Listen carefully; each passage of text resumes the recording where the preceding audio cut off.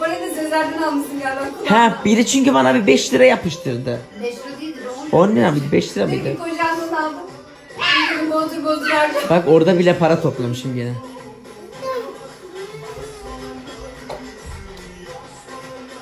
Bırak kocandan aldım. Gene el oynamışım el Ay ne oynamışım. linç yedi bu videomuz. Ne linç yedi sanki ne? Ne yapmışız ki? Para taktın ya. Bay bay bay.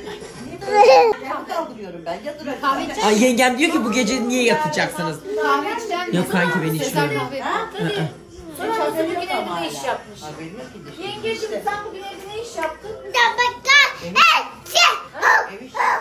Anneciğim boşuna uğraşma bu gece de bizde uyku yok. Ayaktayız yengemi eğleyeceğiz. Uyumaya mı geldin? Bir de uyuyordun. Hadi iş güç yapmamış. Gülşah dün serum takılmışım. Gözüm güne gelmişim. Ne anladım ben bu işten? Benim gözümü açtı.